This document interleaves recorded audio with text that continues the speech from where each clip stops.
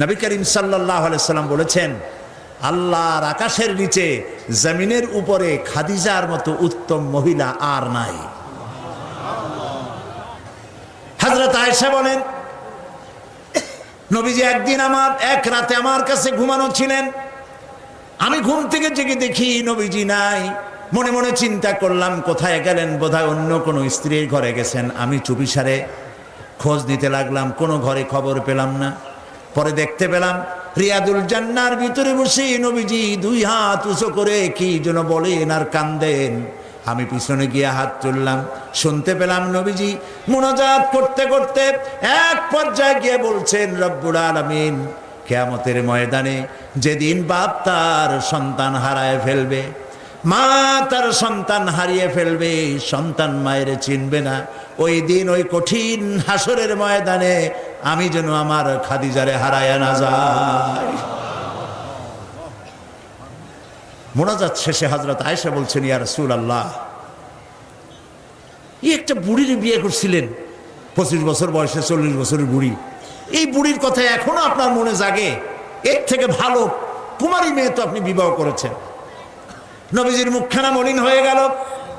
আল্লাহর নবী বলেন, আয়েশা, খাদিজা সম্পর্কে এমন কথা জীবনে কোনোদিন তুমি আমার সামনে আর এরকম বলো না। কারণ হলো তোমরা সবাই আমার সুদিনের স্ত্রী, আর খাদিজা আমার এমন সময়ের স্ত্রী যখন মক্কা নগরীতে মুহাম্মদের পা রাখার জায়গা ছিল না। সমস্ত সম্পদ উজাড় করে দিয়েছে আমার জন্য, ইসলামের জন্য। না খেয়ে থেকেছে রাতের পর রাত, দিনের পর দিন। আরবের সব থেকে ধনশালিনী নারী, সমস্ত সম্পদ উজাড় করে দিয়েছেন আল্লাহর দ্বীনের জন্য। হযরত আয়েশা বলেন, আমাদের ঘরের ভিতরে তেমন গোশত রান্না বান্না খুবই কম হতো। আধপেটা অনাহারে অর্ধাহারে আমাদের দিন চলতো। যেদিন কোনো ভাগ্যক্রমে কোনো গোশত আসতো অথবা কোনো ছাগল দুম্বা জবাহ হতো, নবীজি গোশতগুলি ভাগ করে স্ত্রীদের ঘরে ঘরে দিয়া নিজে একটা পটলার ভিতরে কয়েক টুকরা গোশত নিয়ে মদিনার রাস্তায় ঘুরে বেড়াতেন। খাদিজার কোনো বান্ধবী পাওয়া যায় নাকি? খাদিজার কোনো আত্মীয়া, কোনো বান্ধবী পাওয়া যায় নাকি? প্রিয় ভাই সাহেব, নবী করিম সাল্লাল্লাহু আলাইহি ওয়াসাল্লাম স্ত্রীদেরকে ভালোবাসতেন।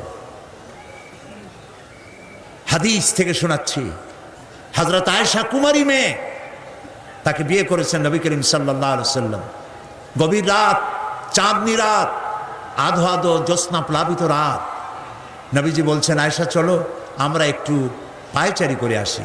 মরুভূমির ভিতরে গিয়ে বললেন, ওই যে একটা জিনিস দেখা যায়, চলো তো দৌড় মারি, কে আগে যায় দেখা যায়। বিশ্বনবী স্ত্রীর মনোরঞ্জনের জন্য দৌড় প্রতিযোগিতা করতেছেন, তাও সুবহানাল্লাহ কইতে ইচ্ছে করে না। দৌড়াইয়া হযরত আয়েশা রাদিয়াল্লাহু তাআলা আনহা তিনি আগে চলে গেলেন, রাসূলুল্লাহ পিছনে পড়ে গেলেন। হযরত আয়েশা খুব আনন্দ করলেন, দেখলেন আপনি কিন্তু দৌড়ে আমার সাথে পারলেন না। বাস এর কয়েক বছর পর আরেকদিন এইভাবে দৌড়ের প্রতিযোগিতা হলো রাতের বেলায়। আজকে হযরত আয়েশা বলছেন, ওই দিনের তুলনায় আমার শরীরটা স্থূল হয়ে গেছে, আমি একটু মুটিয়ে গেছি। দৌড়াইয়া আমি পিছনে পড়ে গেলাম, রাসূল আগে উঠে গেলেন।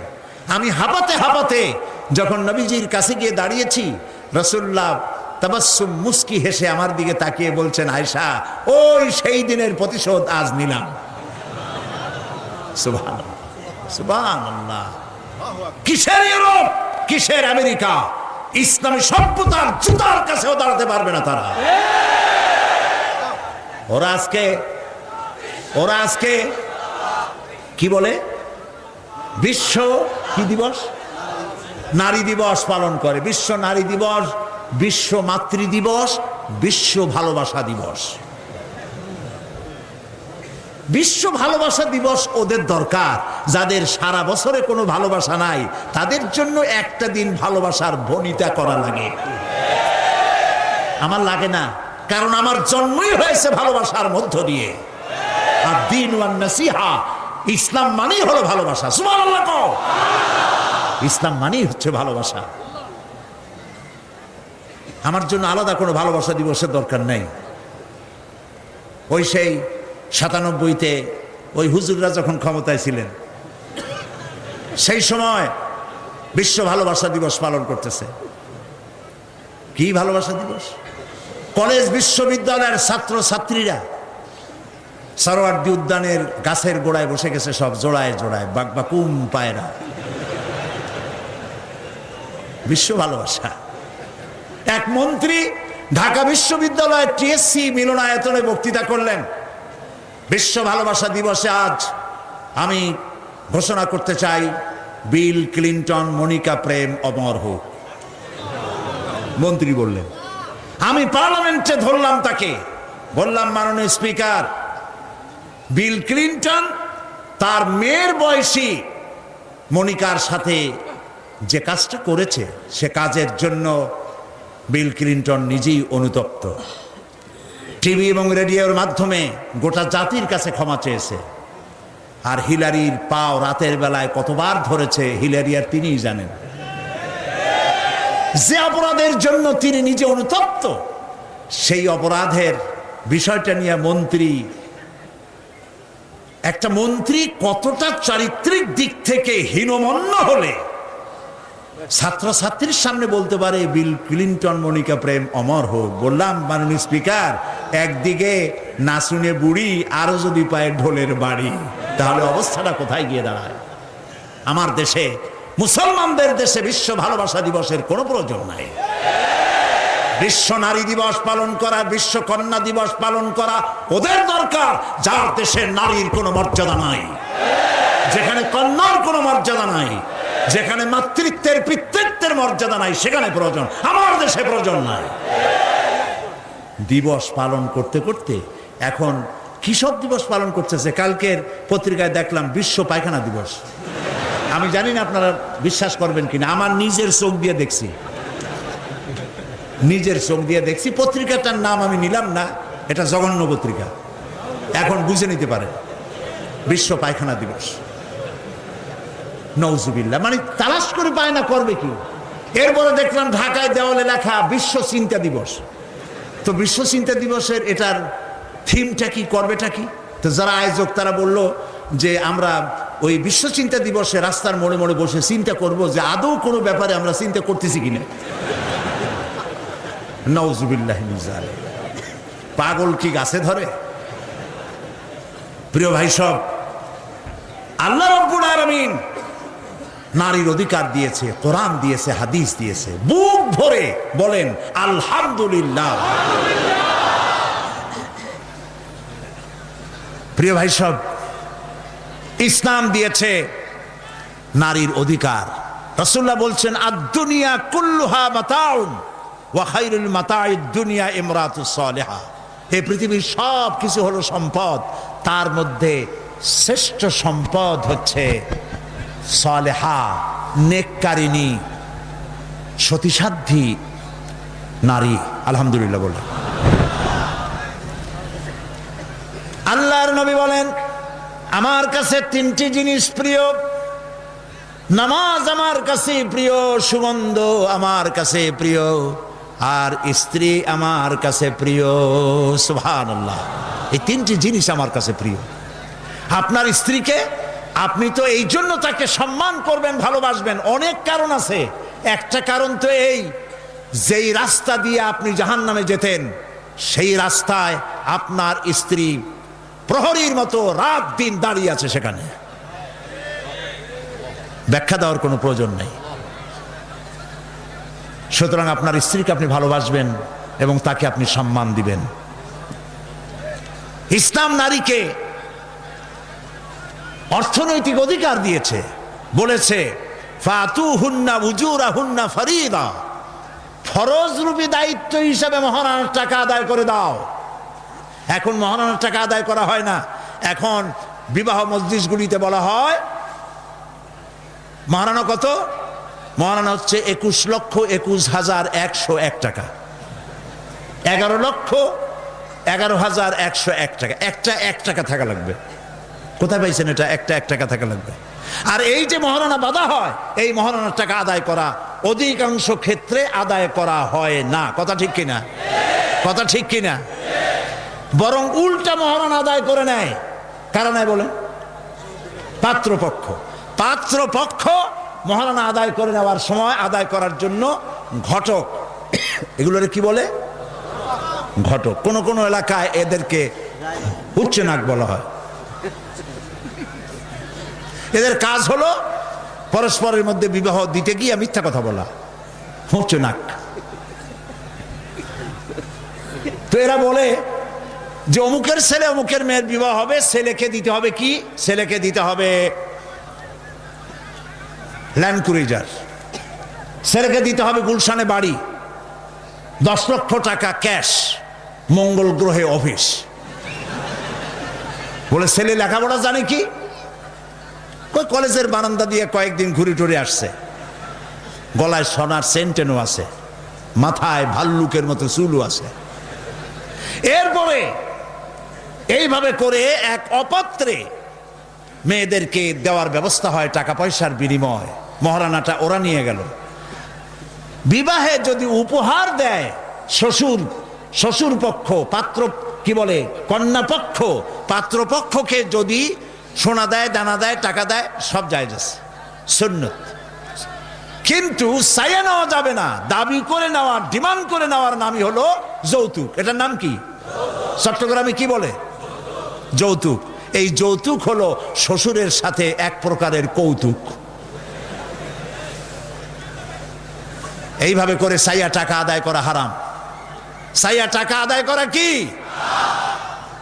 আজকের এই বিশাল তাফসীরুল কোরআন মাহফিলে আমি জানতে চাই যে এই যাদের ছেলে আজ পর্যন্ত বিয়ে দেন নাই, বিবাহ দিতে গিয়ে কন্যা পক্ষের কাছ থেকে হারাম চাইয়া যৌতুক আদায় করে ছেলে বিয়ে দিবেন না, এই রকমের লোক ওয়াদা করতে পারবেন না? মনে করবেন এই কথা যে আল্লাহ মাহফিলে আজকে আসলাম কেন?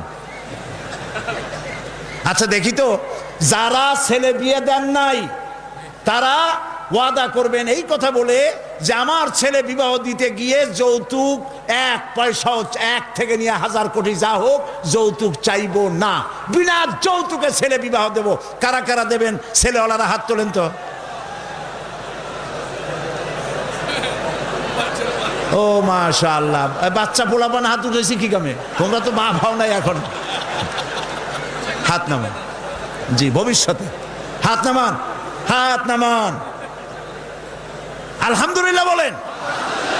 যৌতুক এক সামাজিক ব্যাধি, এই ব্যাধি বন্ধ করতে হবে এবং চট্টগ্রাম থেকেই এটার আন্দোলন শুরু হবে ইনশাআল্লাহ। বলেন ইনশাআল্লাহ।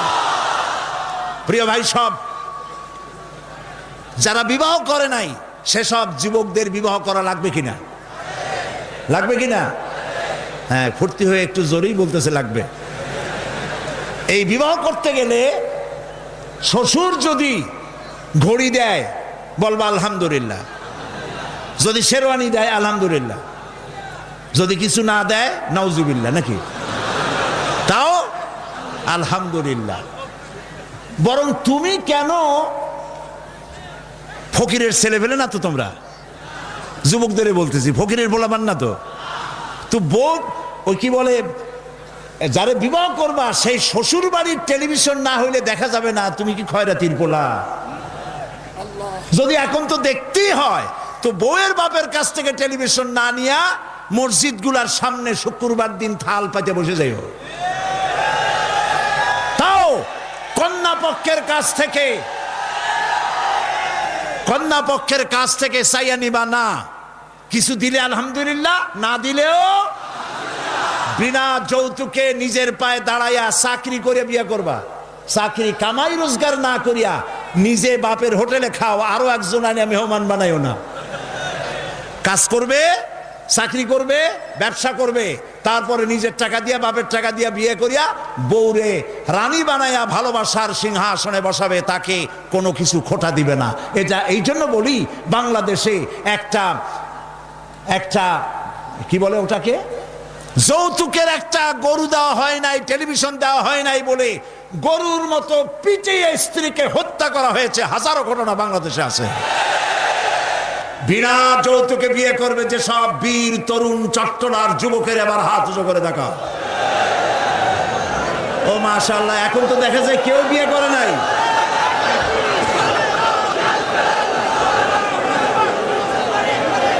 আচ্ছা, হাত নামান, হাত নামান, আলহামদুলিল্লাহ বলেন, হাত নামান। এই যে ভাই, আমি কিন্তু বুঝতে পারি দাঁড়াইছেন কেন, কোমর ব্যথা করতেছে বোধহয়। বসেন, কোমর ব্যথা আল্লাহ ভালো বানাই দেবেন, জোরে কোন আমিন। আরে ভাই বসতে বলছি, বসেন। কোমর ব্যথা হলে তো আমারও করবে, আমি তো বসা। বসেন, সবাই বসেন। প্রিয় ভাই সব, তাহলে একটি বড় রকমের অপরাধ থেকে চট্টগ্রামকে মুক্ত করার জন্য আন্দোলন শুরু করা হলো, বলেন আলহামদুলিল্লাহ। প্রিয় ভাই সব, আল্লাহ তাআলা এই নারী যখন বিবাহ হলো, আল্লাহ তাআলা তাকে অধিকার দিলেন, শিক্ষার অধিকার, লেখাপড়ার অধিকার, পড়ার অধিকার, সব অধিকার দিলেন। এরপরে দিলেন তাকে মা বানায় দিলেন। কদিন পরে কি হয়ে গেল? মা হয়ে গেল। সুবহানাল্লাহ। এখন কিন্তু ইজ্জত আরো বাড়লো। মা হওয়ার পর ইজ্জত কি হইল? আরো বেড়ে গেল। আল্লাহর নবীর কাছে প্রশ্ন করা হয়েছে। এক সাহাবী এসে বলছেন, সালা রাজুলুন ইয়া রাসূলুল্লাহ মান আহাক্কুন নাস বিহুসনি সাহাবাতি ক্বালা উম্মুক ক্বালা সুম্মা মান ক্বালা উম্মুক ক্বালা সুম্মা মান ক্বালা উম্মুক ক্বালা সুম্মা মান ক্বালা আবুক। সুবহানাল্লাহ। একজন এসে নবীজির কাছে প্রশ্ন করলেন, ইয়া রাসূলুল্লাহ, মানুষের ভিতরে আমি কার যত্ন করব, কার খেদমত করব, কার সাথে ভালো ব্যবহার করব, আমার কাছে সব থেকে ভালো ব্যবহার কে পেতে পারে? নবীজি বললেন, তোমার মা। সাহাবী প্রশ্ন করলেন, তারপরে কে? রাসূলুল্লাহ বললেন, তোমার মা। তারপরে কে? তোমার মা। তারপরে কে? তোমার পিতা। পিতার চাইতে মায়ের মর্যাদা আল্লাহ পাক কয় গুণ বাড়ালেন? সবাই বলেন কয় গুণ? 3 গুণ আল্লাহ বাড়ায় দিলেন। আল্লাহ রাব্বুল আলামিন কোরআনের কারীমের ভিতরে বলেছেন, ওয়াকাদা রাব্বুকা আল্লা তা'বুদু ইল্লা ইয়াহু ওয়া বিল ওয়ালিদাইনি ইহসানা। তোমার রবের পক্ষ থেকে চূড়ান্ত ফয়সালা হয়েছে যে আল্লাহর ইবাদত করার পর মা বাপের ইহসান করবে। সুবহানাল্লাহ। আর আমার দেশের লোকেরা কি বলে, কি করে লক্ষ্য করতেছেন আপনারা? আল্লাহ বলেন কি আর বান্দারা করে কি? আল্লাহ বলছেন মা বাপের খেদমত করো। আমার ইবাদতের পরে আল্লাহর পরেই স্থান কার? চিল্লায় বলেন। আমাদের লোকেরা বোঝে না, না বুঝা চলে যায় ভালো কোনো খাবার, ভালো কোনো ফল কোনো হজরত, কোনো পীর সাহেবের দরবারে নিয়ে হাজির করলে, হ্যাঁ দেন, পীর সাহেবকে হাদিয়া দিবেন, দেন, কিন্তু আগে দিবেন মায়েরে। আপনার কাছে, সন্তানের কাছে সব থেকে বড় পীর হচ্ছে মা। বলেন সব থেকে বড় পীর কে? মা আর বাবা। মা আর এই দুজন হচ্ছে আপনার কাছে সব থেকে বড় পীর। পীর সাহেবের দোয়া কবুল হবে কি হবে না, আলেম সাহেবের দোয়া কবুল হবে কি হবে না, সন্দেহ আছে। 50-50, দোয়া কবুল হইলেও হইতে পারে, না হইলেও না হইতে পারে। কিন্তু মা বাপ যদি দোয়া করে, আল্লাহর দরবারে দোয়া মঞ্জুর হয়ে যায়, 100% দোয়া কবুল হয়ে যায়। সুবহানাল্লাহ বলে। প্রিয় ভাই সব, আল্লাহ রাব্বুল আলামিনের নবী বলেন, মা বাবা যখন দোয়া করে সন্তানের জন্যে, যখন দোয়া করে, বন্দুক দিয়া গুলি করলে সেই গুলি তার লক্ষ্য বস্তুর কাছে যেতে যত না দেরি হয়, মা বাপের দোয়া বা বদদোয়া আল্লাহর দরবারে থেকে দ্রুত গতিতে চলে যায়। মাকে খাওয়াও। বুড়া মা আছে না? বলেন আছে না? মা যখন বুড়া হয়ে যায়, বউয়ের কথা মতো সন্তান মায়ের সাথে খারাপ ব্যবহার করে, মুখ মলিন করে থাকে, কথা বলে না, আর মনে মনে বলে, প্রকাশ্য বলে, অনেকের সামনে বলে, বুড়ি মরে না কেন? নাউজুবিল্লাহ। বলেন নাউজুবিল্লাহ। তুমি কারে মরতে বলো? কারে মরতে বলো? তোমার মা, তোমার যখন অসুখ হয়েছে, যত্ন করেছি, বুকের সাথে আগলায় ধরেছে, সারা রাত শেয়ারে বসে বসে বিদ্যুৎ ছিল না ঘরে, কেরোসিনের ল্যাম্প জ্বালায়া, চেরাগ জ্বালায়া কোরআন শরীফ তেলাওয়াত করেছে। আর শেষ রাতে দুইখানা হাত রব্বুল আলামিনের দরবারে তুলে দিয়ে কেঁদেছে, রব্বুল আলামিন আমার বাঁচাধনকে আমার জীবনের বিনিময় আল্লাহ তুমি বাঁচাইয়া দাও। যে মা বললেন আমার জীবনের বিনিময় আমার ছেলে তুমি বাঁচাও, মেয়েরে বাঁচাও, সেই ছেলে বড় হইয়া বউয়ের পাগল হইয়া বলে বুড়ি মরে না কেন। নাউজুবিল্লাহ, নাউজুবিল্লাহ। মাকে সম্মান করুন, মাকে ভালোবাসুন। আল্লাহ রাব্বুল আলামিন বলেন ওয়াসাইনাল ইনসানা বিওয়ালিদাইহি ইহসানা হামালাতুহু উম্মুহু কুরহা ওয়া ওয়াদাআতুহু কুরহা ওয়া হামলুহু ওয়া ফিসালুহু 30 শাহরা। আমি সমগ্র মানব গোষ্ঠীকে উপদেশ দিচ্ছি, তোমরা তোমাদের ওসিয়ত করছি, তোমরা তোমাদের মা বাপকে সম্মান করো। তোমার মা তোমাকে গর্ভধারণ করেছে অত্যন্ত কষ্টের সাথে, ডেলিভারি করেছে অত্যন্ত কষ্টের সাথে, আর 30টা মাস বুকের দুধ দিয়ে তোমারে মানুষ করছে। সুবহানাল্লাহ, সুবহানাল্লাহ। প্রিয় ভাই সব, মা বাপ যদি হাত তোলে চোখ দিয়া পানি পড়ে দোয়া কবুল হয়ে যাবে। সুবহানাল্লাহ। এই যে হযরত বাইজিদ বুস্তামি রহমতুল্লাহ আলাইহের এই দরগায় আপনারা যান, হযরত বাইজিদ বুস্তামি যখন ছোট্ট ছিলেন তার মা অসুস্থ, গভীর রাত্রে মা জেগে বলছে বাবা আমি তো পানির পিপাসায় শেষ হয়ে যাচ্ছি, একটু পানি পান করাও। বাচ্চা দেখলেন ঘরের মধ্যে পানি নাই, বাইরে কোথাও থেকে পানি জোগাড় করলেন, এসে দেখেন মা ঘুমায় গেছে।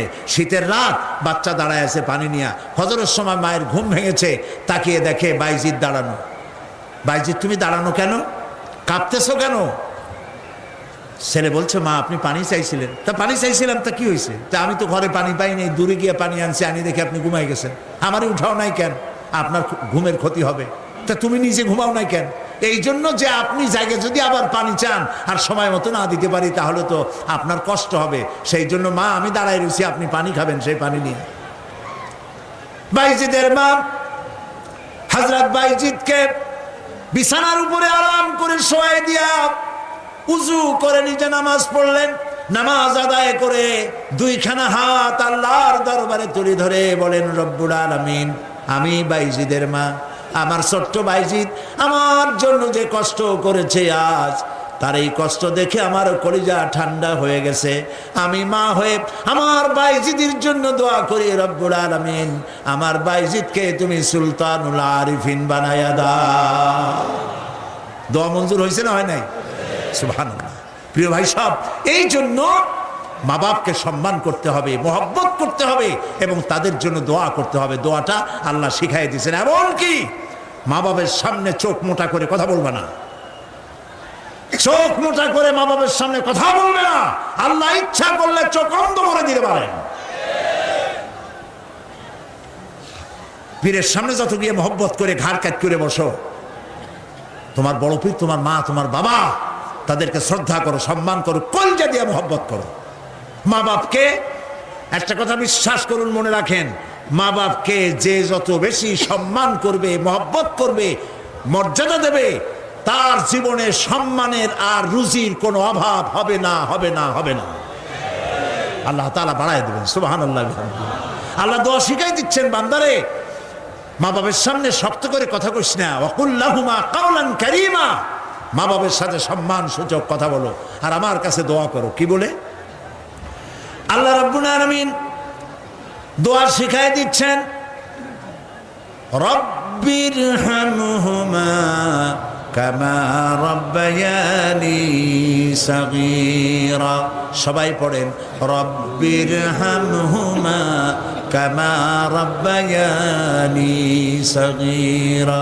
আবার পড়েন রব্বিরহামহুমা কামা রাব্বায়ানি সাগীরা।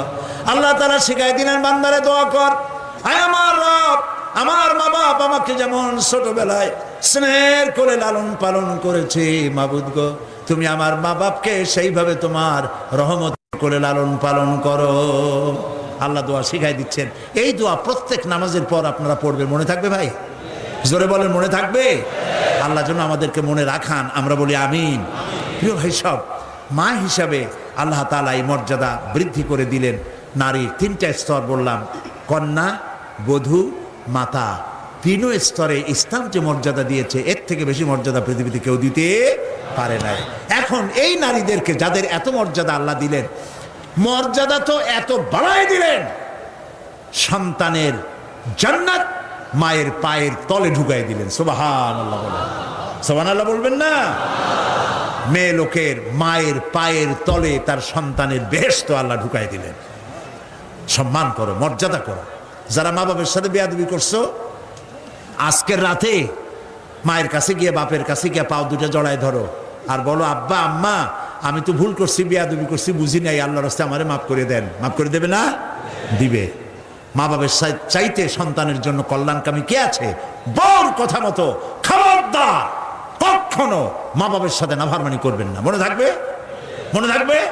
আল্লাহ তাআলা মনে রাখার তৌফিক দিক, আমরা বলি আমিন। প্রিয় ভাই সব, এই নারীকে সম্মান দিয়ে আল্লাহ তাআলা বলেছেন নারীরা যেন পর্দায় থাকে। কুল লিল মুমিনাতি ইয়াগুদুদনা মিন আবসারিহিন। মেয়ে লোকদেরকে বলা হয়েছে, মুমিনা নারী তোমরা তোমাদের চক্ষুকে পর পুরুষ থেকে নিম্নগামী করে রাখো। ওয়াহফাজনা ফুরুজাহুন্না, আর তোমাদের যৌনাঙ্গ সমূহ এগুলিকে তোমরা হেফাজতে রাখো, এগুলি লজ্জাস্থান সমূহ হেফাজতে রাখো, যা মানুষকে দেখিও না। ওয়াকারনা ফি বুয়ুতিকুন্না ওয়ালা তাবাররাজনা তাবাররুজাল জাহিলিয়াতিল উলা, আর তোমরা তোমাদের ঘরের মধ্যে থাকো। ওই জাহিলিয়াতের যুগে যে ধরনের সাজসজ্জা করে রাস্তায় বেরোতো, ঠাক ঠামক করতো, রূপচর্চা করতো মানুষের সামনে, পরপুরুষের সামনে, জাহিলি যুগের মতো তোমরা বেরিয়েও না। কে বলতেছেন? আল্লাহ বলতেছেন, আল্লাহ পাক বলছেন ওয়াকারনা ফি বুয়ুতিকুন্না, ঘরের মধ্যে থাকো। এই ঘরের মধ্যে থাকার অর্থ কিন্তু এই নয় যে ঘরের মধ্যে পড়ে থাকো, লেখাপড়া করো না, চাকরি বাকরি করো না, এটা কিন্তু নয়। বরং নবী করিম সাল্লাল্লাহু আলাইহি সাল্লামের যুগে মহিলা সাহাবীরা ব্যবসা করেছেন। কেউ আতরের ব্যবসা করেছেন, কেউ ফলের ব্যবসা করেছেন, কেউ খেজুরের ব্যবসা করেছেন, এবং এই মহিলারা নার্সের দায়িত্ব পালন করেছেন। যুদ্ধাহত সৈন্যদেরকে নার্সিং করেছেন, যুদ্ধের ময়দানেও তারা কাজ করেছেন। কাজী ঘরের মধ্যে থাকো, তার অর্থ হলো ঘরের মধ্যে যে পরিবেশটা থাকে পর্দার পরিবেশ, যখন বাইরে যাবে তখনও এই পর্দার পরিবেশটা নিয়ে যাবে। যখন বাইরে যাবে বোরখাটা পরে যাইও, বোরখাটা পরলে ওইটা একটা ঘরের মতো, বোরখার দরজাও আছে, জানালাও আছে, আছে না? যেখানে সুযোগ আছে জানলা খুলে দেন, মুখের কাপড়টা উঠাইয়া দেখেন যেখানে সুযোগ আছে, আর যেখানে সুযোগ নাই জানলা বন্ধ করে দেন, ঠিক না? এই বোরখা পরতে বলা হয়েছে, বোরখা পরে চলবেন। এই বোরখাটা একটা নিয়ামত। বাংলাদেশ নিয়ে কথা বলি, এই বাংলাদেশে আজ পর্যন্ত যত নারীর মুখে অ্যাসিড পড়েছে, একটা দৃষ্টান্ত চাই। আপনারা বলেন আমাকে যে বোরখা পরা একটা মেয়ে লোকের মুখে অ্যাসিড পড়েছে, প্রমাণ দেন। পারবেন প্রমাণ দিতে? পারবেন? কেন পারবেন না বলেন? কারণটা কি? কারণ হলো এই, মেয়ে লোকটা যখন বোরখা পরলো সে আল্লাহর হুকুম পালন করলো। কার হুকুম পালন করেছে? আর তখন আল্লাহর দায়িত্ব হয়েছে নারীর সতীত্বের এবং তার শরীরের হেফাজতের দায়িত্ব নেওয়া। এই জন্য বোরখা পরা নারীর মুখে অ্যাসিড পড়ে না। মা বোনেরা যারা আজকে রাস্তায় বসে, প্যান্ডেলে বসে, বিভিন্ন জায়গায় বসে, বাড়িতে বসে আমার কথা শুনছেন, আমি মা বোনদেরকে বিনীতভাবে আরজ করি, যখন আপনি বোরখা ছেড়ে, যে সব মেয়েরা রূপচর্চা করে চুল পিছনে ছেড়ে দিয়ে লিপস্টিক লাগায় রূপচর্চা করে যখন কোনো দোকানে যায়, তখন দোকানের সেলসম্যান বলে, ভাবি আসেন আসেন, এই শাড়িটা পরলে আপনার দারুণ মানাবে। আরে শয়তান, শাড়ি বদলে মানাবে কিনা তার স্বামী বলবে তুই কিনা। এখন দোকানদার যদি ভাবি বলে তাতে কি মর্যাদা বাড়ে? বাড়ে না। আপনি দেখেন বোরখা পরেন, চাদর পরেন, দোকানে যান, দোকানি বলবে খালাম্মা, চাচি আম্মা, বসেন বসেন, সম্মান করে বসতে দেবে এবং আপনার সামনে কাপড়গুলি খুলে ধরবে যেটা আপনার প্রয়োজন নেবেন। তাহলে বোরখায় কি সম্মান কমায় না বাড়ায়? কমায় না বাড়ায়? মা বোনেরা বোরখা পরুন, চাদর পরুন। আপনার মেয়ে কলেজ গোয়িং, ইউনিভার্সিটি গোয়িং যেসব বয়সপ্রাপ্ত মেয়ে আছে, আল্লাহ কোরআনে বলেছেন এমন একটা চাদর পরো, যেই চাদরটা পরলে পরে মাথাটা, বুকটা, গলাটা ঢাকা হয়ে যায়, এমন একটা চাদর পরো। এই চাদর পরা মুসলমানদের জন্য ফরজ। মুসলমানদের জন্য কি? আজ ফ্রান্সের প্রেসিডেন্ট জ্যাক শিরাক, এই জ্যাক শিরাক এক বিরাট সাংঘাতিক একটা বাজে কাজ করেছে। তিনি তার দেশে কলেজে, বিশ্ববিদ্যালয়গুলোতে মুসলিম মহিলাদের মুখে চাদর পরা, হিজাব পরা নিষিদ্ধ ঘোষণা করেছে।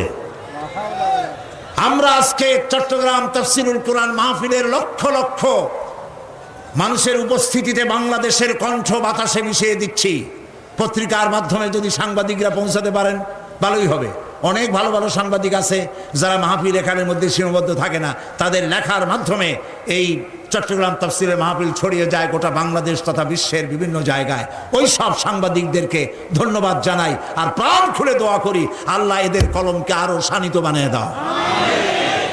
আপনারা আমাদের কথা লেখেন, আমরা জ্যাক শিরাককে বলছি, আপনি যে কাজটি করতেছেন এটা আপনি প্রেসিডেন্ট হয়ে, ইউরোপের একটি বড় রকমের রাষ্ট্রের প্রেসিডেন্ট হয়ে মানবাধিকার লঙ্ঘন করেছেন। মুসলমানদের পর্দা বন্ধ করার কোনো ইখতিয়ার আপনার নয়, যেমন আপনার ইখতিয়ার নাই কোনো পাদ্রীর লম্বা জামা অথবা ক্রসকে নামিয়ে ফেলার জন্য। আপনি বলতে পারেন, পারে বলতে? রবিবার দিন গির্জায় যেতে বন্ধ করতে পারেন? রবিবার দিন গির্জায় যাওয়া যেমন তার ধর্মীয় কাজ, গলার ভিতরে ক্রস লাগানো যেমন তার ধর্মীয় কাজ, আমার মুসলমান মেয়েদের পর্দা করা, হিজাব করা তেমন আল্লাহর নির্দেশিত কাজ। আমরা গোটা বাংলাদেশের পক্ষ থেকে, এই মাহফিলের পক্ষ থেকে জ্যাক শিরাককে নিন্দা জানাই এই কাজের জন্য। আমরা আহ্বান জানাবো, পৃথিবীর মধ্যে কোন রাষ্ট্র যা করে নাই, আপনি সেই খারাপ দৃষ্টান্ত করে আপনার কপালকে খারাপ করবেন না। প্রিয় ভাই সব, নারীর জন্য আল্লাহ পর্দা করেছেন, আর এই পর্দা হলো তাদের জন্য নিয়ামত। সেই নিয়ামত তারা ধারণ করবেন, আল্লাহ তাআলা তাহলে সন্তানগুলো ভালো বানাই দিবেন। কোন আলহামদুলিল্লাহ, বলেন আলহামদুলিল্লাহ। আচ্ছা বলেন, মৃগনাভি কস্তুরী ছাগলের পেটে হয় না হরিণের পেটে হয়? হরিণের পেটে হয়। হরিণ থাকে কোথায়? গাছের মধ্যে, পর্দার আড়ালে। ছাগল থাকে কোথায়? মাঠে ঘাটে, পথে ঘাটে, যেখানে সেখানে। কাজী ছাগলের মৃগনাভি তো ভালো, ওর দড়ি ধরলেও গোসল ওয়াজিব হয়ে যায়, দুর্গন্ধের ঠেলা। আর জঙ্গলের ভিতরে হরিণ থাকে, মৃগনাভি কস্তুরী আল্লাহ দান করেন, যার সুগন্ধ এখানে নাড়া দিলে সারা মাহফিল বিমোহিত হয়ে যাবে। আল্লাহর নিয়ামত পর্দায় থাকে। নারীদেরকে আল্লাহ পর্দায় থাকতে বলেছেন। এই পর্দায় থাকলে পরে কস্তুরী সম সন্তান আল্লাহ দান করবেন। আর যদি পর্দায় না থাকেন, যে সন্তান হবে হবে মিস্টার বল্টু বাবু, মন্টু মিয়া। ভয়ের চোটে মানুষ অস্থির, তার চোখ গর্তের ভিতরে কি খাইছে, চোখ গেছে গর্তের মধ্যে। 2 কেজি চাউল বাবা যায় 2 চোখে, চুল মাথা দিয়ে ঝুলানো। প্যান্ট পরছে, সে প্যান্ট পরা অবস্থায় সেলাই করছে না কেমনে করছে আল্লাহ জানে। জুতার মধ্যে এত বড় বড় লোহা বটন লাগানো, গলায় এত বড় মোটা চেইন। জাহান্নামের আগেই সালাসিলা ওয়া আগলালাম ওয়া সাইরা, জাহান্নামের শিকল আগেই পড়ছে গলায়। রাস্তায় মানুষে দেখে আর বাপ বাপ করে পলাইতে থাকে, বলতে থাকে আল্লাহ এই শয়তানের গজব দাও, এই শয়তানের যে মায় পেটে রাখছে তার কলেরা দাও, আর বাপের বসন্ত দাও। আর ছেলে যদি ভালো হয়, মানুষই দোয়া করে, আরে এই ছেলেটা এত ভালো, আল্লাহ এই ছেলেটির প্রতি রহম করো, এই ছেলের যে মায় পেটে রাখছে সে মায়ের রহম করো, ওর বাপের রহম করো। সুবহানাল্লাহ। নেক সন্তান পাওয়ার জন্য পর্দায় থাকা আপনার জন্য জরুরি। মা বোনেরা পর্দায় থাকুন এবং নিজের সৌন্দর্য পরপুরুষকে দেখাবেন না। আপনার সৌন্দর্য আপনার পিতার জন্য নয়, ভাইয়ের জন্য নয়, ছেলের জন্য নয়, কারোর জন্য নয়, শুধুমাত্র একমাত্র কেবলমাত্র স্বামীর জন্য। এই সুন্দরী প্রতিযোগিতার কথা সেদিন বলেছি। বাংলাদেশে বিভিন্ন সাবান কোম্পানির পক্ষ থেকে সুন্দরী প্রতিযোগিতা, ফটোজেনিক কি ফটো সুন্দরী, মিস ফটো সুন্দরী জেনিক না কি একটা কপালের সারা, জি এগুলি করতেছে, এগুলি তারা করতেছে, বিভিন্ন জেলা শহরে করতেছে। প্রিয় ভাই সব, আমি সেদিন বলেছি, আজকে লক্ষ লক্ষ লোক, সকলকে বলি, মিস বাংলাদেশ অথবা ফটোজেনিক সুন্দরী প্রতিযোগিতা যেখানে হবে সেখানেই বাধা দিবেন। ফটোজেনিক সুন্দরী প্রতিযোগিতা বাংলাদেশের মাটিতে হতে দেওয়া হবে না।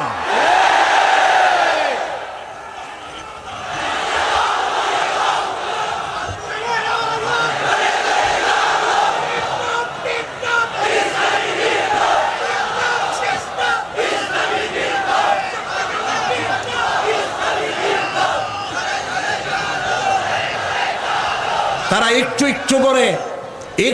একটু করে আগাচ্ছে, আমরা সহ্য করি কদ্দূর দেখাচ্ছে। আপনারা যদি কথা না বলেন তাহলে এরপরে মিস বাংলাদেশ শুরু হবে। মিস বাংলাদেশ এখনো করতে পারে নাই, সাহস পায় নাই, এখন ছোট্ট করে করতেছে। এরপরে মিস বাংলাদেশ করবে। নির্লজ্জ যারা নারীর সৌন্দর্য প্রতিযোগিতা যারা করে, যারা বিচারক, নারীর সৌন্দর্যের শরীরের অঙ্গ প্রত্যঙ্গের মাপ নিয়ে সৌন্দর্যের বিচার যারা করে, শয়তানের চাইতেও নিকৃষ্ট তারা, লম্পট, লুচ্ছা। আমাদের দেশকে কোন অবস্থাতেই আমরা অশ্লীলতার পথে ধাবিত হতে দিতে পারি না। আমি সেদিনও বলেছি, এই রোগ তাড়াতে গিয়ে যুবকদেরকে জেনার দিকে আকৃষ্ট করা হচ্ছে। একটা সাইনবোর্ড লাগাইছে, যৌন রোগে টেনশন নাই, কি জানি লইলে, হ্যাঁ নাউজুবিল্লাহ বলেন। এটা কেমন কথা? আপনি লিখবেন এইডস রোগ হচ্ছে মরণ ব্যাধি, ধর্মীয় অনুশাসন মানলে পরে এইডস রোগ থেকে বাঁচা যায়। এটা দেখুন, যে লিখেছেন, যে ব্যক্তি লিখেছে এই স্লোগান, যার মাথায় আসছে সে নিশ্চয়ই চরিত্রবান না লম্পট। লিখেছে এই যৌন রোগে, বলেন না কি মুখস্থ, যৌন রোগে রেহাই নাই, কন্ডম লইলে টেনশন নাই, তার মানে কন্ডম নিয়ে জেনা করো। নাউজুবিল্লাহ বলে। আমি সব জায়গায় বলে এসেছি, চট্টগ্রামের পুলিশ কমিশনার, চট্টগ্রামের ডিসি, আপনারা এই সাইনবোর্ড ভাঙেন। আপনারা যদি এই সাইনবোর্ড না ভাঙেন, আমি জনগণকে বলবো, জনগণ এই এইডসের সাইনবোর্ডকে ভেঙে গুড়িয়ে দাও।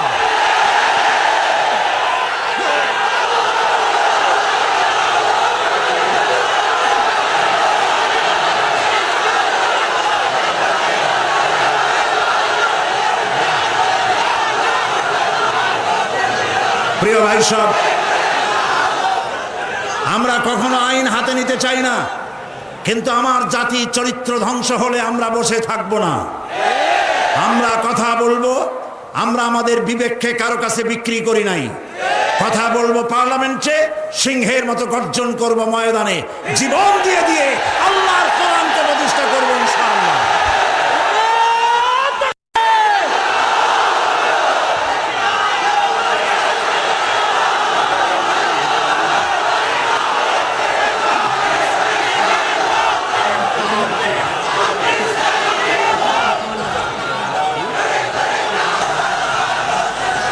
প্রিয় ভাই সব, আমরা কখনো আইন হাতে নিতে চাই না, কিন্তু আমার জাতি চরিত্র ধ্বংস হলে আমরা বসে থাকবো না। আমরা কথা বলবো। আমরা আমাদের বিবেককে কারো কাছে বিক্রি করি নাই। কথা বলবো পার্লামেন্টে, সিংহের মতো গর্জন করব ময়দানে, জীবন দিয়ে দিয়ে আল্লাহর কোরআনকে প্রতিষ্ঠা করবো ইনশাআল্লাহ।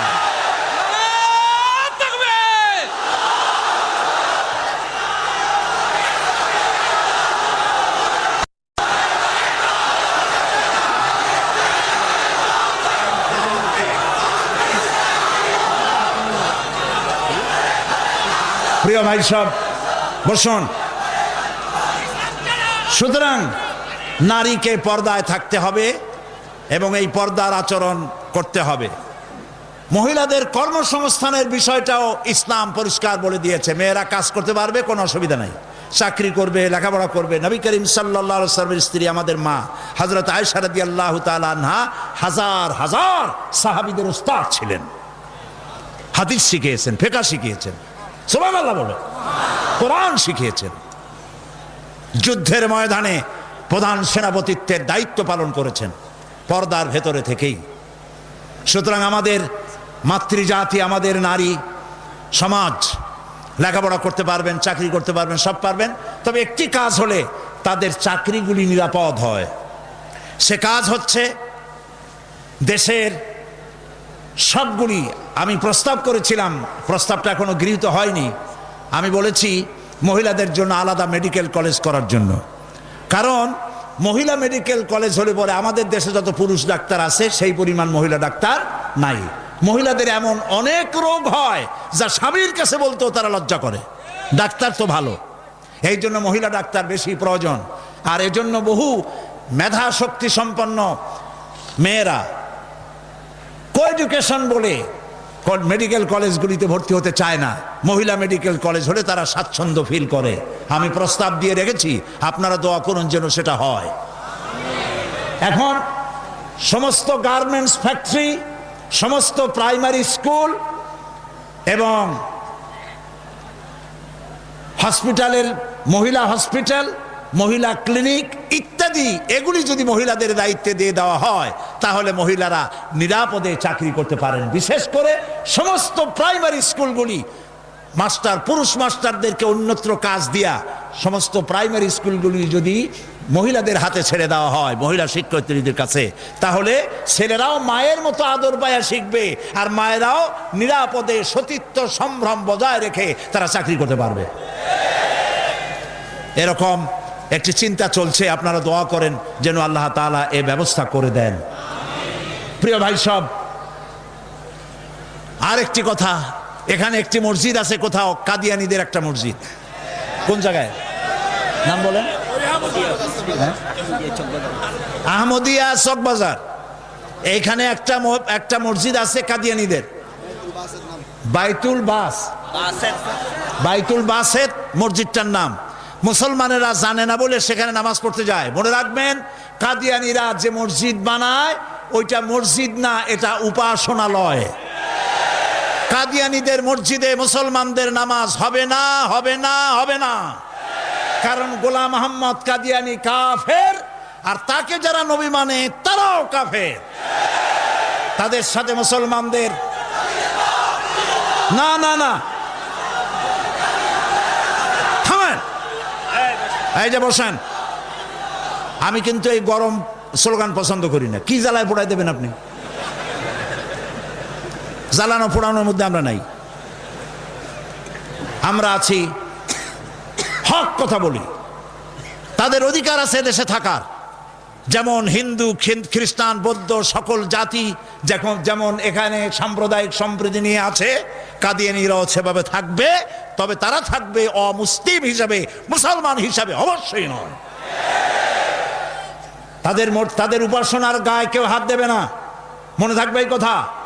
আমাদেরকে কোরআনে নিষেধ করা হয়েছে কারো মন্দির ভাঙবে না, কারো গুরুদুয়ারা, কারো গির্জা, কারো চার্চ, কারো প্যাগোডায় হাত দিবে না, ভাঙবে না, এবং কারো দেবতাকে গালি দিবে না, আমার আল্লাহ বলেছেন। মনে থাকবে এই কথা। সুতরাং তাদের উপাসনালয় হাত দেওয়া যাবে না। যেমনি বানাইছে তেমনি থাকুক, তারা নামাজ পড়বে। আমি আমার জনগণকে সতর্ক করছি, ওদের মসজিদ নয়, উপাসনালয়। ওটাকে মসজিদ বলা জায়েজ নাই, এটা উপাসনালয়। কোন মুসলমানের নামাজ এখানে হবে না, মনে থাকবে। মাথা গরম করবেন না কখনো। ইসলাম এই মাথা গরমে পছন্দ করে না। আস্তে আস্তে কোনো জায়গায় নিজেরা বসে বসে বোমা বানাইয়া তারপর আন্দাজে যাই এক এক জায়গায় হামলা করবেন, ইসলাম এটা মানে না, ইসলাম এটা বলে না। আপনি মাথা ঠান্ডা করবেন এবং আইন শৃঙ্খলা মেনে কাজ করবেন। নিজের ইচ্ছা মতো গোপন হামলা করা, গোপনে অস্ত্র তৈরি করা ইসলামের কোনো অনুমোদন নাই। এই জন্য আজকেও বলি, বাংলাদেশে হরকতুল জিহাদ, জামাতুল মুজাহিদিন সাহায্য করেন, আর কি হিজবুত তাওহীদ, হিজবুত তাহরীর, জুমরাতুল মাসাকিন, এই জাতীয় যতগুলি নতুন নতুন সংগঠন হয়েছে, এদেশের মুসলমানদের সাথে কোনো সম্পর্ক নাই। এগুলারে যেখানে পাবেন সেখান থেকে ধরে পুলিশে ধরিয়ে দিবেন। এরা বাংলাদেশের দুশ্মন, এরা মুসলমানদের দুশ্মন। আমার দেশের সাম্প্রদায়িক সম্প্রীতি বিনষ্ট করে এবং বোমাবাজি করে এই দেশকে বদনাম করে আমেরিকাকে তারা দাওয়াত করতে চায়, তারা বুশকে দাওয়াত করতে চায়। কাজী হিজবুত তাহরীর, হিজবুত তাওহীদ, হরকতুল জিহাদ, জামাতুল মুজাহিদিন মুসলমানদের সাথে কোনো সম্পর্ক নাই। যেখানে পাও সেখানে ধরো, গরুর দড়ি দিয়া বান্ধিয়া পুলিশে হ্যান্ড ওভার করো। মনে থাকবে। আল্লাহ মনে রাখার তৌফিক দিন।